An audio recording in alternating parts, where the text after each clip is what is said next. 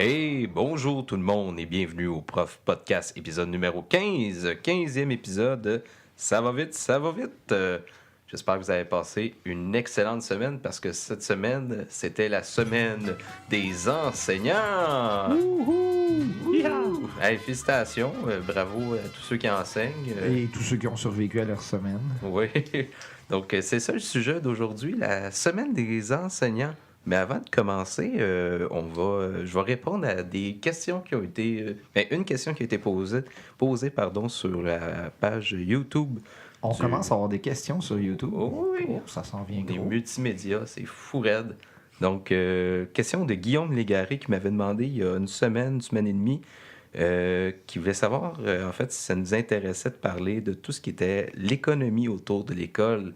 Et oui, effectivement, ça peut être très intéressant. Ce que Guillaume nous mentionne, c'est, par exemple, vendre des kits d'activités ou des programmes montés de toutes pièces là-dessus. Ça pourrait être très intéressant. Puis je crois qu'on va en parler justement quand on va faire éventuellement un podcast sur le secteur privé. Je suis convaincu aussi qu'il y a des maisons d'édition qui ne vivent que par les écoles. Donc, oui. Malgré le fait qu'on dit que les écoles manquent beaucoup d'argent, etc., mais ils survivent entre autres grâce à des formules toutes faites ou des Subventions aussi. Donc, on va en parler éventuellement. Pas aujourd'hui. Peut-être la semaine prochaine, aussi 2 semaines, là, on s'est noté ça. On va t'organiser ça, mon Guillaume. Merci de ta question. Donc, surveille les prochains épisodes. On va te plugger ça. Présentation? Hein? Présentation? Oui, mais avant les présentations, on a un commanditaire de la semaine. Okay, on a un commanditaire de la semaine. En fait, c'est le commanditaire du mois. C'est le même commanditaire que depuis le début du podcast. En fait, Marewa Café à Saint-Hyacinthe. Marewa Café, que c'est café bio, équitable, fait, torréfié au Québec, à Saint-Hyacinthe. C'est génial. Quel café succulent. Et on a une promotion pour le mois de février 2019. La promotion, c'est... J'écoute Oui. les profs podcasts. Oui, c'est ça. Donc, quand tu arrives au café, tu dis que tu écoutes les profs podcasts. C'est le code promo. J'écoute les profs podcasts. Et tu as 10% sur ta commande en café. Donc, c'est génial. Allez-y, courez là-bas. Allez aussi aimer leur page à Marewa Café si ce n'est pas déjà fait. Puis, vous allez bénéficier d'un 10% à votre visite. Ça vaut quand même la peine. Donc, vous mentionnez que vous écoutez les profs podcasts. Café Mérois tient des enseignants en éveil. Eh oui, merci Laurent. Donc, c'est un bon slogan.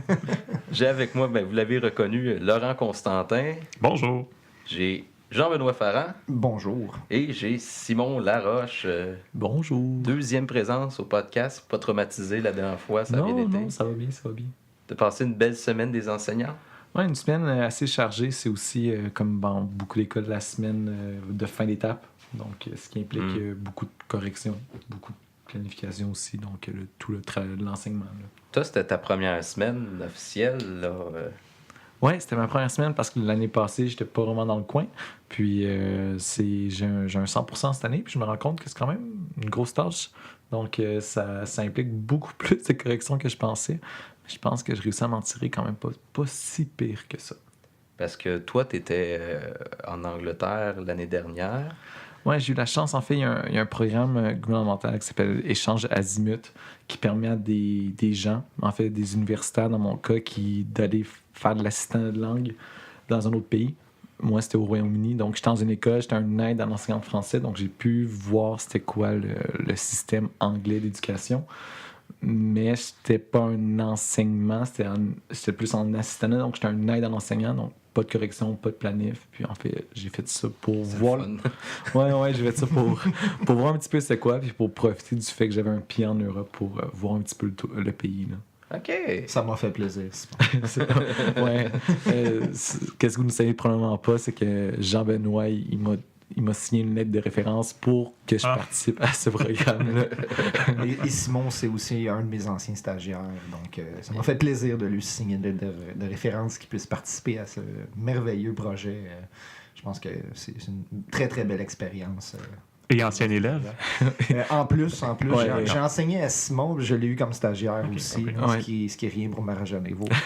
Tu l'auras peut-être comme collègue ensuite. On Je l'espère, Ouais. On a déjà été collègues pendant 5-6 semaines. Fait que Ouais, c'est ouais. un petit quelque chose. Avant qu'il quitte. Donc, le sujet aujourd'hui, la semaine des enseignants, on va parler de valorisation. Puis je vais commencer avec toi, Simon.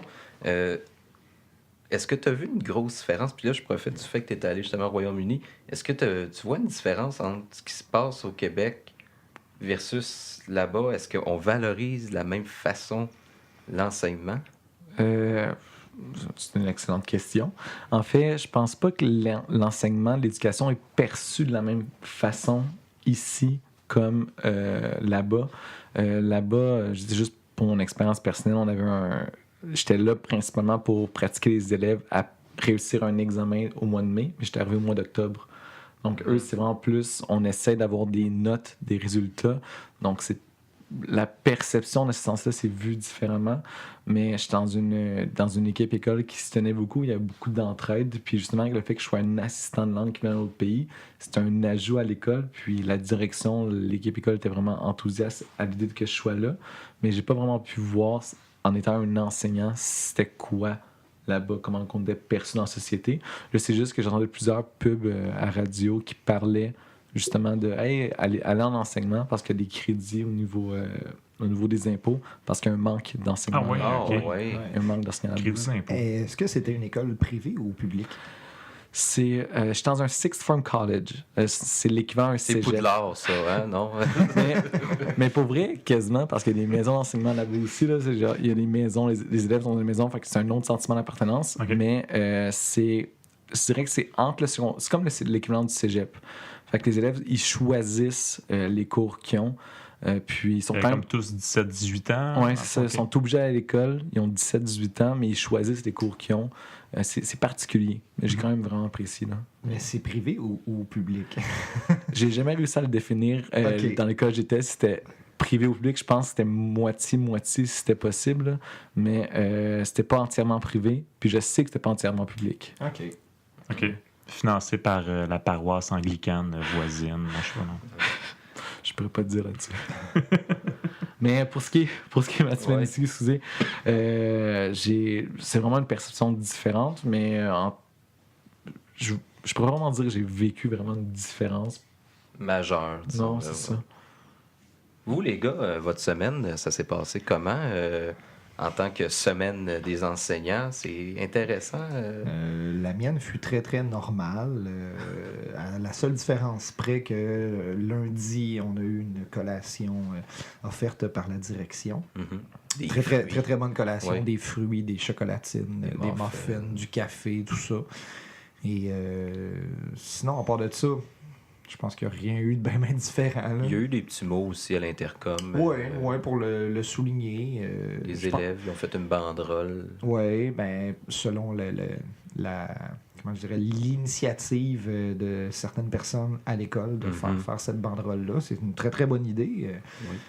Ah, il y a aussi dans la salle des enseignants, on pouvait écrire des petits mots. Ouais. Ça, c'était bien. Ça, c'est entre nous qu'on pouvait se faire des petits remerciements, des je t'aime, t'es bon, on aime ça travailler avec toi. C'est donc les enseignants qui remerciaient les enseignants. Exactement. OK, d'accord. Ouais. Exactement. Je pense qu'au secondaire, on a comme un genre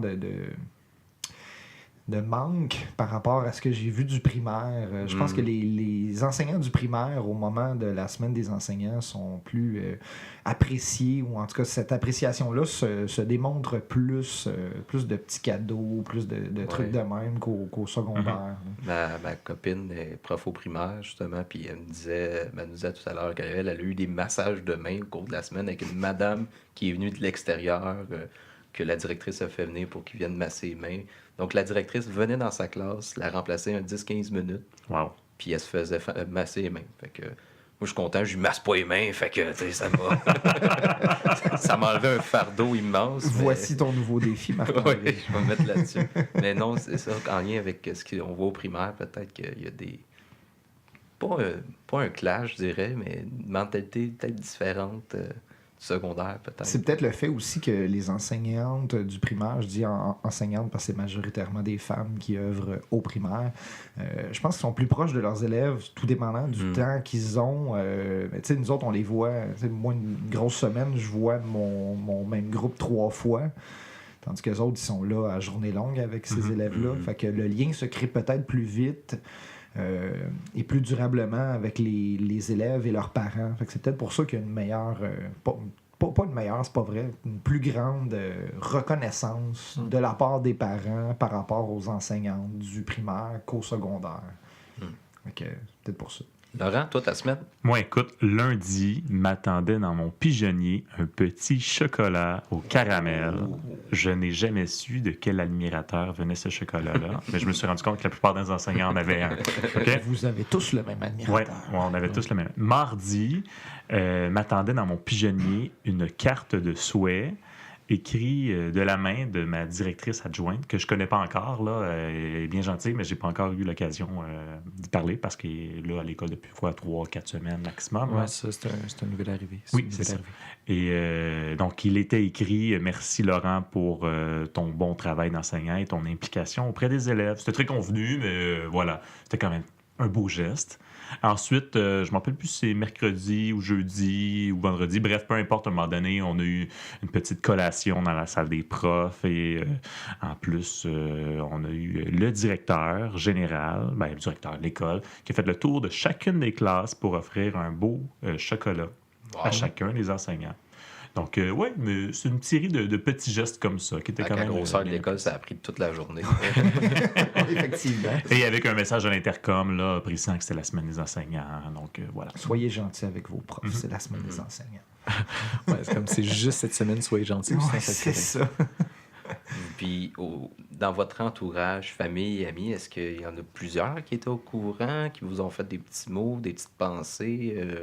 Pas moi. Moi, j'ai une amie prof qui m'a dit « Hey, bonne semaine des profs. » Je dis hey, « L'appareil, c'est pas mal ça. » Moi, de base, il n'y a personne vraiment qui m'a approché me disant « Hey, Laurent, bonne semaine des enseignants. Merci pour ton bon travail. » Mais vendredi, sur les réseaux sociaux, pour un petit peu, pas me moquer de la semaine des enseignants, là, pour un clin d'œil, j'ai écrit « Bonne fin de semaine des enseignants. » Et c'est surtout des enseignants qui ont aimé cette publication-là, qui ont réagi. Mais sinon, j'ai une belle sœur qui se questionnait qu'est-ce qu'il y avait eu justement comme impact vraiment à l'école, qu'est-ce qu'il y avait eu comme geste de fait, s'il y avait des activités spéciales, il n'y avait pas d'activités spéciales vraiment. Là. Et sinon, quand même, un beau petit témoignage de quelqu'un que je suis pas si proche de ce qu'elle. Elle a écrit que c'est important de souligner les enseignants travaillent tellement fort à aider, éduquer notre société de demain. Fait que t'as quand même de belles paroles. Puis toi, Jean JB, tu m'as écrit « Bonne fin de semaine, mon vieux ». Fait que j'ai bien aimé ton commentaire. T'as liké mon commentaire.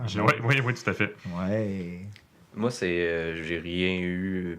Même mes parents, ils n'ont pas pensé. Même quand on leur disait, ils m'ont même pas souhaité une belle semaine. Là, mais ma copine, pour revenir à elle, on parlait du primaire là, il y a quelques instants, mais elle a reçu carrément des chocolats d'une maman qui était prof, là, on s'entend, là, la maman en question.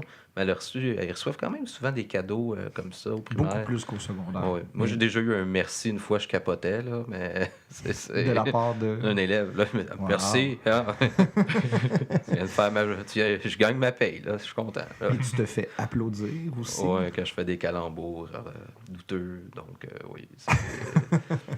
La paye est là, donc on peut être assez unanime pour dire que chacun de notre bord, il n'y a pas eu... c'était pas assez médiatisé. Je sais pas, est-ce qu'on en fait assez pour souligner ça ou c'est vraiment juste pour le milieu enseignant qu'on veut se rappeler qu'on a une belle job? Je pense que, de un, la valorisation de la profession y est pas. Donc, faire une semaine des enseignants, ça se ramasse que c'est juste les enseignants qui se valorisent entre eux et qui se disent hey, bravo gang, tu fais une bonne job. Mais sinon, dans le commun des mortels, entre guillemets, je sais pas s'il y a de cette conscience-là. Il faut dire que je suis pas très, très média, fait que j'écoute pas la télé. Il n'y a pas vraiment eu de campagne publicitaire, non, c'est dire, ça. Puis cette campagne publicitaire-là, je pense que si elle avait eu lieu, ça aurait été de la part des syndicats, oui, je crois, et non, par exemple, du FAE, ministre de l'Éducation. La FAE, c'est pas mal leur genre aussi. Là, Mais il faut dire aussi que ça tombe en même temps que la semaine de prévention du suicide. OK. C'est pas une blague, là. La Ouais, c'est semaine vrai, des c'est enseignants tombe en même temps que la semaine de prévention du suicide. Et j'ai vu beaucoup plus sur les médias sociaux de mentions de la semaine de prévention du suicide que de la semaine des enseignants. Fait que je sais pas si on est éclipsé. Oui, c'est ça. Mais personnellement, j'enseigne depuis 18 ans puis j'ai jamais eu besoin d'une semaine de valorisation pour avoir besoin de me faire dire hey, tu fais une bonne job. C'est souvent plus 10 ans plus tard que tu recroises tes anciens élèves puis qui te disent hey, merci, vous avez fait vous avez fait de moi un bon stagiaire. Ouais. C'est pas cette semaine-là qui fait la différence. Non, c'est ça. Je me vois plus comme comment il s'appelait? Elzéar Bouvier dans L'homme qui plantait des arbres. Tu vois pas le résultat de ce que tu fais au quotidien, tu le vois beaucoup plus tard quand tu recroises des anciens élèves, que là tu fais comme ouais, finalement, j'avais peut-être fait une bonne job dans le temps. Bon, tant mieux. Le podcast prend une tournure vraiment culturelle, là, c'est fou. Bon. Si vous avez jamais vu L'homme qui plantait des arbres, c'est à voir. Mais sinon, moi, de mon côté, en sachant qu'on allait parler de ce sujet-là, je me suis dit, bon, j'ai essayé de voir dans les médias. Est-ce que dans les médias, ça parle, la semaine des enseignants? Cette année, à peu près pas. Sinon, dans les dernières années, ça a surtout été soit des articles d'opinion dans les journaux, les gens qui disent pourquoi une semaine des enseignants, qu'est-ce qu'on devrait vraiment faire pour valoriser les enseignants. Beaucoup de syndicats également qui arrivent, justement, c'est pour ça que j'en parlais, de dire c'est la semaine des enseignants, donc on veut juste rappeler au gouvernement en place telle promesse et telle promesse qu'ils ont faite en éducation et que c'est pas le moment de désinvestir en éducation, quoi que ce soit. Et sinon, j'ai poussé la patente un petit peu plus parce que j'ai vu que la semaine des enseignants, ça existe depuis 1994, donc c'est le 25e année. Sur le site du ministère de l'Éducation, il n'y a à peu près rien. Il y a un peu l'historique. Il dit c'est quoi le thème de cette année. Mais ça part de quoi? C'était quoi le but? Cette année, c'est merci. Eh bien, c'est ça le problème. Je suis allé jusque dans les journaux des débats de l'Assemblée nationale. Wow. Et parce que c'était à 94, fait que je me dis bon, mais moi j'écoute Netflix, lui il va voir ça. Ouais, je me dis peut-être que ça a été déterminé, je sais pas, en 93, l'année d'avant, ou ça a peut-être été déterminé, je sais pas, l'année même. Le problème, c'est que c'est la première semaine de février, normalement, depuis 94, mais c'est toujours la première semaine de débat parlementaire, ou du moins, il y a pas, le Parlement ne siège pas à la première semaine de février. Donc, les députés ne font jamais mention de la semaine et des enseignants. Des enseignants. Donc, j'ai trouvé certaines mentions qui dataient de 2010, 2012, là, mais rien qui datait vraiment de 94, où il y avait le débat de on va tenir une semaine des enseignants et des enseignantes. Donc, à la base, c'est la valorisation de l'éducation. Et ce que j'ai peut-être pu trouver, c'est qu'en 94 également, c'est l'UNESCO, donc l'organisation affiliée à l'ONU pour la culture et l'éducation, qui, elle aussi, en 94, a dit on va avoir une journée mondiale de l'éducation. Puis cette journée-là a lieu au mois d'octobre, je pense le 7 octobre. Donc c'est pour ça qu'il y a parfois une confusion. Il y a la journée des enseignants et il y a la semaine des enseignants. Il y a une qui est instituée par l'UNESCO, puis qui est célébrée un peu partout dans le monde, là, et l'autre, c'est vraiment le gouvernement du Québec. C'est provincial. Tout à fait. OK. C'est intéressant. Merci. Comment on valorise la profession, ou y a-t-il des manières de valoriser autrement la profession enseignante actuellement? Parce que ce qui se fait, il y a ça, mais on voit parfois des petits messages sur les médias sociaux, des fois des artistes qui prennent la parole aussi, remercier des profs. Y a-t-il des façons différentes de valoriser la profession enseignante? Ouf, grosse question. Je pense qu'on n'est pas tout seul à se le demander en ce moment. Il y a plusieurs instances gouvernementales qui devraient être en train de se le demander, là. Surtout avec la baisse de la fréquentation universitaire dans les milieux d'éducation. Là. Je sais que cette semaine, il y avait des formations qui étaient prévues qui ont été annulées faute de suppléants. Oh, oui. Carrément. Là. Non, votre formation n'a pas lieu, on n'a personne pour vous remplacer. Ou ça va se faire le soir. Oui, c'est ça. On a vraiment le goût. Fait que, comment valoriser cette profession-là? Je pense que c'est un défi de société. Il n'y a pas vraiment de réponse à ça. C'est juste que tout le monde, faut se conscientiser à la chose, il faut se conscientiser aux problématiques. Mais je pense pas qu'il y a de moyen tel quel qui existe. Comme, c'est comme ça qu'on valorise. C'est ce chemin-là qu'il faut prendre. il y a déjà et longtemps eu, et encore aujourd'hui, le fameux débat de, s'il y avait un ordre... Monsieur Roberge en a parlé cette semaine. Un ordre des enseignants et enseignantes du Québec, peut-être que ça valoriserait davantage la profession enseignante. Là, on va faire une petite pause, parenthèse. C'est quoi un ordre versus le syndicat? C'est quoi l'enjeu? Juste expliquer ça rapidement. Là. À la base, un ordre professionnel vise à protéger le public contre les dérives ou abus des membres de cette profession-là. Donc, si un prof fait mal sa job, les élèves, leurs parents sont protégés contre ces problèmes-là, ces abus-là. Et le syndicat vise à protéger l'enseignant lui-même. Oui, contre les abus du patron, Ouais. de l'institution qui embauche ces enseignants-là, donc les commissions scolaires. Mais vite comme ça, qu'est-ce que les profs ont à gagner qu'un ordre?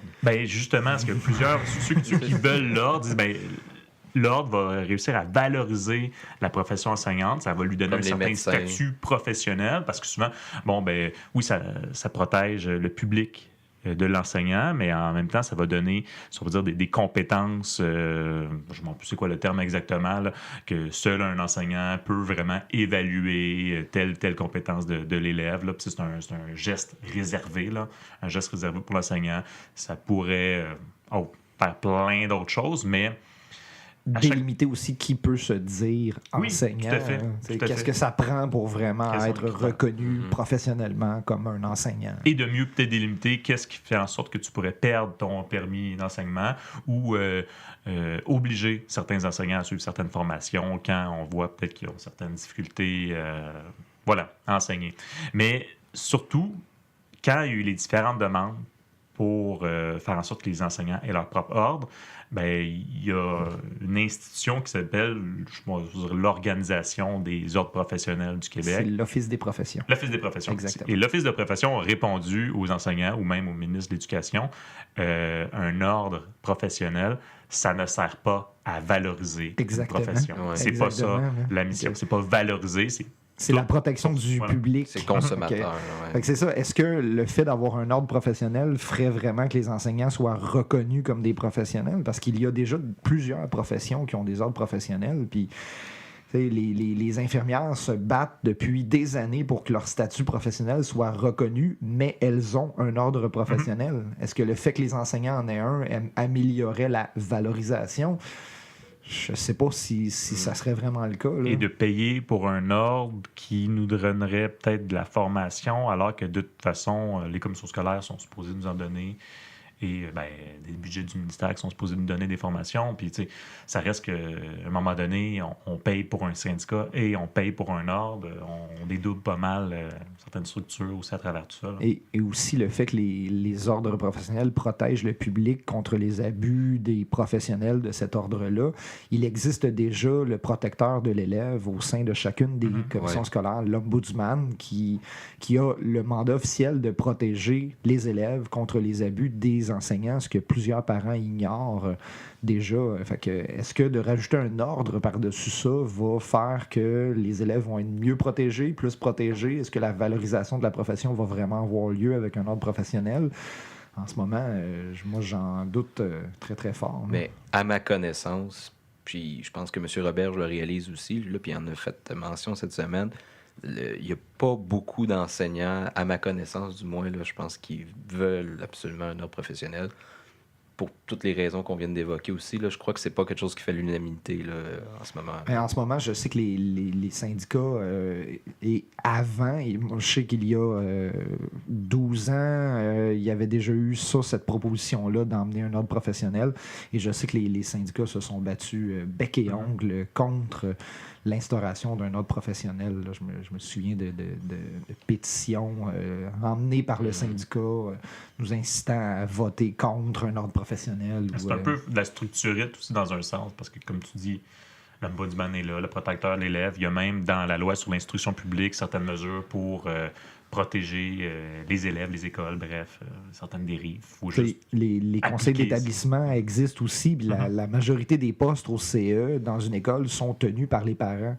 En réalité, c'est les parents qui ont le dernier mot sur ce qui se passe ou se passe pas dans une école. Là. Il s'agit aux parents de s'impliquer auprès du CE. C'est une bonne question. Ouais. Une autre façon qu'on entend valoriser la profession enseignante, bon, le salaire, on a déjà parlé un peu au podcast, là, justement, du salaire, le fameux salaire. La CAQ, ce qu'elle a proposé, c'est de monter de 8 000 $ le salaire d'entrée. Dans les 4 premiers échelons, si je me souviens bien. Ben, c'est ça. En gros, on passerait de l'échelon 2 à 7. Là. Fait que c'est... Autrement dit, moi, mon salaire, ben, j'ai fait 5 années. Au bout de 5 ans, je vais avoir le même salaire que quelqu'un qui vient de rentrer. Là. Non, mais je pense que la façon que c'était proposé, c'est que ça allait tout moduler. Dans le fond, ça allait... il n'allait pas les éliminer, là. Mais oui, il allait éliminer les premiers échelons, mais... Mais le salaire, en bout de ligne, montait pas. Là. Non, après 17 ans le dernier échelon, ils montent pas, mais d'ancienneté, la personne qui se retrouve entre les deux ne stagne pas. Il va quand même, si on peut dire, d'une certaine façon, augmenter. Parce que justement, si tu es à l'échelon 7 puis qu'il élimine les 6 premiers échelons, tu te retrouves pas au salaire de base. Là. On va quand même t'augmenter de cette façon de jouer. C'est dans les plans. J'ai bien hâte de voir comment ça va se faire. Est-ce que ça va s'appliquer? On verra. Ouais. Mais est-ce que c'est une bonne idée d'ajuster le salaire? Est-ce que ça valorise réellement la profession? Ben, si le salaire d'entrée dans la profession est plus élevé, des jeunes comme Simon vont peut-être avoir le goût plus de commencer cette profession-là. Là. Surtout qu'en ce moment, on sait que plus de 25% des nouveaux enseignants quittent la profession avant 5 ans. Là. Ça, Ben, c'est documenté. Là. C'est pas moi qui sors ça. Tu dis pourquoi il décroche? Ben, il décroche parce que le salaire à l'entrée n'est pas super. Puis il dit, à la limite, commencer à 40-45 000 $, c'est... Après 4 ans d'université. Oui, c'est ça. Ben, tu dis au départ, c'est pas si pire, mais c'est rare que tu y touches pleinement à ce premier salaire-là. C'est ça. Tu commences souvent avec des 40%, 50% de tâches. Fait que c'est 40% de ce salaire-là. Là. Ce qui est complexe du monde de l'éducation, justement, la question salariale, c'est quand tu commences, c'est rare que tu as un 100% de tâches, souvent un 30%. Mais 30%, c'est 30% du salaire aussi. C'est ça. Fait que pour l'année, tu te fais un 30% de 40 000, tu te fais un 12-13 000 $. Puis, wow, c'est super le fun après 4 ans d'université. Essayer de travailler ailleurs. Tu dis, Colin, justement, j'ai fait 4 ans d'université. Il faut encore que j'ai un job la fin de semaine, le soir. Puis, j'ai-tu étudié pour devenir acteur ou prof? Là, c'est quasiment ça. Là. Puis tu te ramasses souvent avec les pires groupes, les tâches que le monde ne veut pas, les restants. Tu te ramasses à enseigner 4 matières à 4 groupes sur 4 niveaux. Pour être passé par là, c'est facile de te dire « Ouais, je vais peut-être faire autre chose de ma vie, finalement. » Puis justement, c'est ça, ce que les gens, peut-être... Là, je suis pas en train de...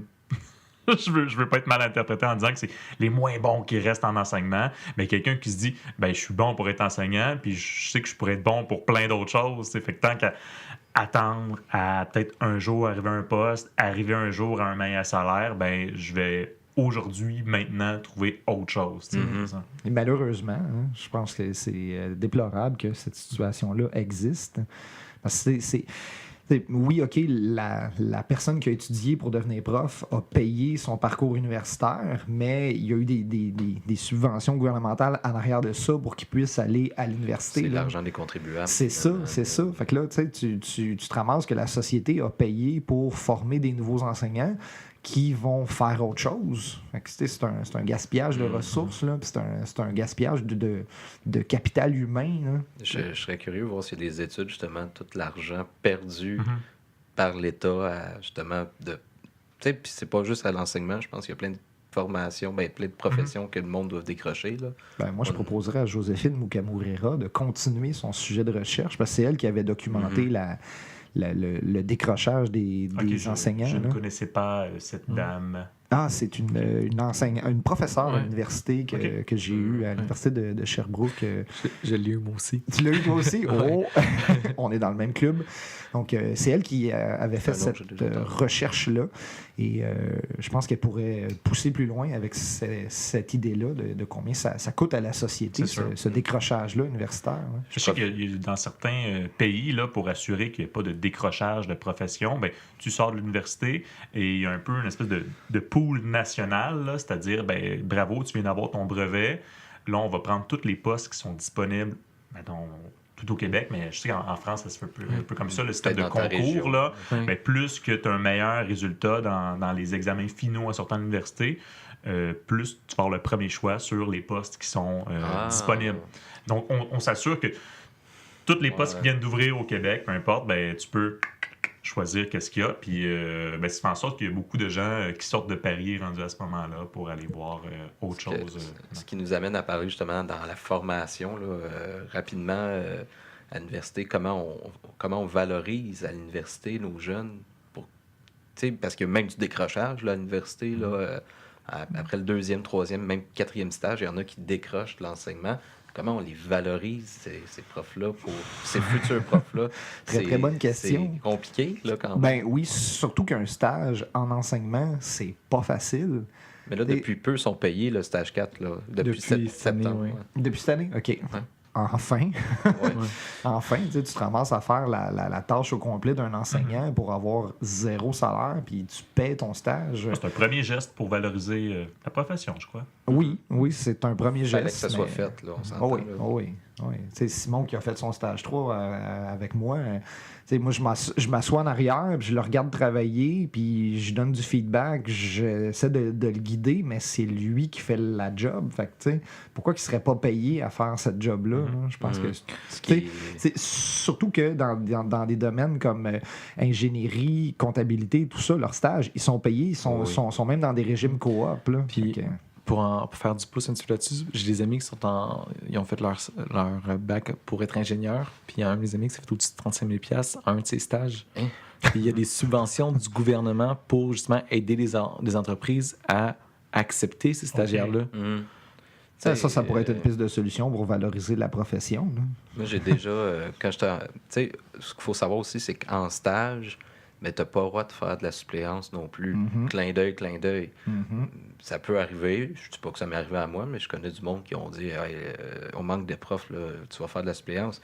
Puis ce qui peut être insultant parfois, c'est que ton maître associé de stage, ben, il peut être absent une journée. Fait que c'est quelqu'un qui est payé pour Pour venir s'asseoir en arrière, puis te puis te regarder. travailler. Mais j'ai eu la chance d'avoir des Ouais, c'est bien. personnes qui m'ont dit, tu sais, ils étaient haut dans l'échelon salarial, ils m'ont dit, garde, ma suppléance, que je suis là pour te surveiller, je te donne l'argent. Là. Fait Wow. que ça a été quelque chose que j'avais vraiment apprécié, puis j'ai fait, le jour que j'aurai un bon salaire, je ferai ça aussi. Là.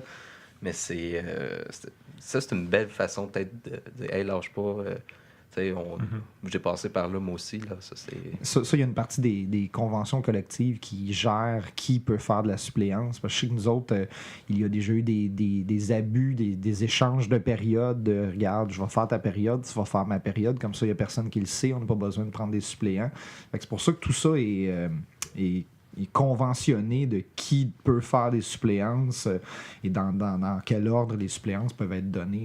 Fait que si on veut que les stagiaires puissent faire des suppléances, il faut que ça passe par une modification des conventions collectives. Sinon, il y a des directions d'école qui s'exposent à plusieurs griefs. Là.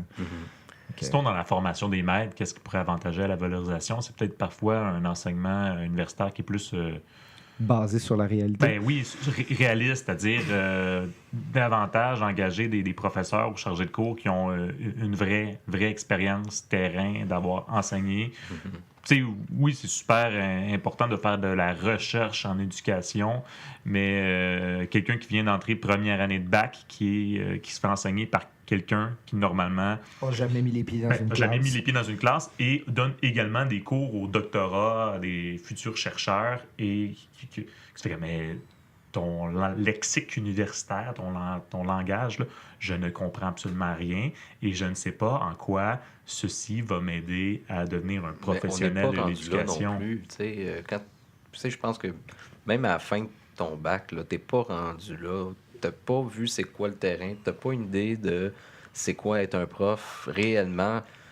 Puis je crois que les profs qui veulent faire de la recherche, justement, devraient absolument avoir passé un X nombre d'années sur le terrain pour ensuite faire vraiment de la recherche. Parce que je vais me faire des ennemis, là, je suis convaincu, mais ça prend une vraie expérience terrain, je pense. Il y a des vrais comprendre. chercheurs terrain, là, ça c'est tant mieux, qui vont dans des classes, qui font des tests ou qui font tester leur matériel ou peu importe leur expérience par des profs et non par eux-mêmes. Là.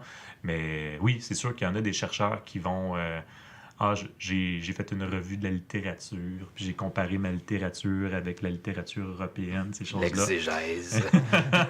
Évidemment, c'est basé sur du vent, parfois malheureusement, mais oui. On cherche à baser ces recherches-là sur des données probantes, mais souvent d'aller sur le terrain, voir comment les élèves sont probants eux-mêmes dans leur réalité. Là.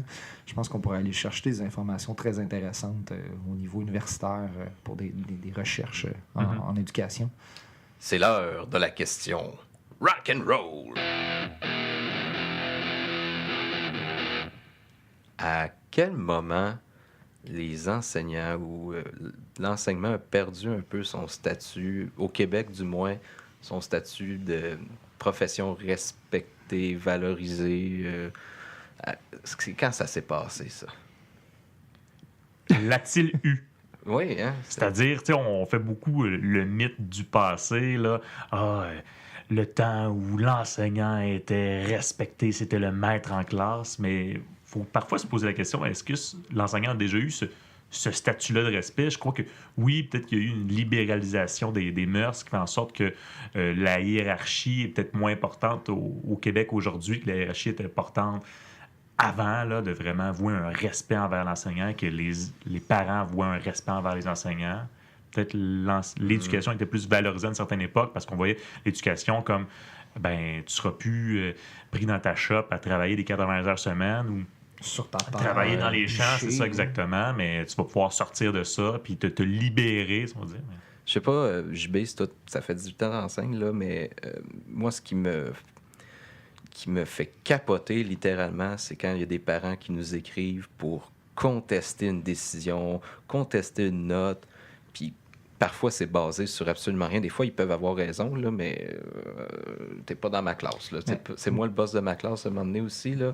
Est-ce que ça a changé ou ça a toujours été de même? Ben, j'ai deux petites anecdotes par rapport à ça.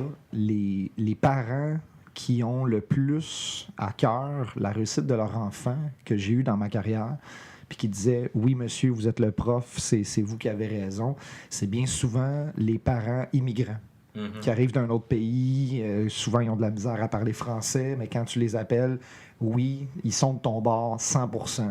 Et d'un autre côté, j'ai déjà eu un parent que j'ai appelé puis pour expliquer une situation qui est arrivée avec l'enfant. Je me souviens plus pas en tout qu'est-ce que c'est. Puis il se met à m'obstiner, à chialer après moi. Puis je fais comme, hey, regardez, là, on est deux adultes, puis je vous appelle pour aider votre enfant. Là. On peut-tu se parler comme des adultes puis aider votre enfant? Je vous appelle pas pour chialer, là. Je vous appelle pour vous exposer la situation puis qu'on trouve des solutions ensemble. Vous connaissez sûrement plus votre enfant que moi, je le connais. Fait que j'aimerais ça qu'on se parle puis qu'on soit capable de collaborer. Puis je pense que le ton avait changé assez vite. Puis ouais, c'est vrai. Ouais. Fait que... Continue. Oui, ça m'a fait ça dernièrement. Un parent qui m'avait dit... vraiment pas fort, là, ta décision de mettre un examen avant Noël. Là. J'ai fait, mais écoutez, j'ai expliqué pourquoi je mettais un examen. Je pense, dans la valorisation, justement, c'est le fait qu'il faut parfois avoir à se battre pour expliquer nos décisions professionnelles. C'est ça qui est... Moi, je pense que c'est une minorité de parents qui en sont là. Ça m'est pas arrivé souvent. Ça gruge beaucoup de temps. Mais tu sais, c'est comme en gestion du personnel. Tu vas mettre 90% de ton temps pour 10% de tes employés. Là. Je pense que c'est la même chose avec des élèves et des parents. Là. C'est ceux qui vont te gruger le plus de temps, c'est ceux qui vont t'en donner le moins. Là. Fait que, est-ce que cette valorisation-là passe par les parents? Je suis sûr que oui. Il faut les impliquer là-dedans. Là. Puis, en même temps, je dis souvent à mes élèves, vous n'avez pas besoin d'un diplôme universitaire pour avoir des emplois valorisants. Vous n'avez pas besoin d'un diplôme universitaire pour être quelqu'un dans la société. Là. Puis ça, il y a eu longtemps un temps où ça te prenait un diplôme universitaire au Québec pour être quelqu'un, mais c'est plus le cas. Fait que est-ce que ça a amené une dévalorisation de la profession? Oui, ben de voir, c'est ça, c'est qu'il y a une pénurie de l'emploi partout, sauf pour les emplois universitaires, là, c'est ça. Oui, c'est ça. Tu te dis, oui, OK, je vais aller faire 4 ans d'université pour finir à travailler à 12 000 $ par année parce que j'ai même pas une tâche complète. Ou je vais faire un DEP, puis je vais faire 40 000 en sortant à 19 ans, puis je vais être capable de monter sky is the limit. Là. Donc, je pense que ça l'a emmené aussi à la dévalorisation de la profession. Mais si je fais pas du pouce sur cette idée-là, mais à la base aussi, l'enseignement au Québec, c'était le clergé qui s'occupait d'enseigner les gens. Tout à fait. Puis sans mentionner le climat de peur, de crainte ou de respect qu'on a envers cette institution-là, mais je pense que ça explique pourquoi, si on recule les années 50, 60, 70, 80 au Québec, les enseignants, c'était majoritairement des gens du clergé, donc on avait un respect pour cette profession-là à cause justement de l'institution que ça représentait surtout. Mais lorsque le clergé a commencé à se retirer de l'enseignement pour... la Révolution tranquille. Entre autres, mais aussi la laïcisation des écoles des années 90. Pas, l'institution était moins présente des écoles, puis les gens qui ont moins été aussi à l'église quand ils étaient plus jeunes. Donc, cet aspect-là de la profession, il a disparu. Donc, on se retrouve devant quoi maintenant? C'est ça qui reste à déterminer. Ce qui nous amène on achève là, le podcast, mais à la fameuse question philosophique de Laurent là, de tout à l'heure qui me dit avant qu'on commence, qu'est-ce qui vient avant? T'sais, l'œuf ou la poule, est-ce que c'est la valorisation de l'éducation ou la valorisation de la profession enseignante? Qu'est-ce qui doit arriver en premier? Puis l'éducation, c'est une grande question philosophique qu'on peut... cogiter là-dessus, là. On peut peut-être terminer là-dessus. Oui, mais tu sais, c'est très culturel, tu sais.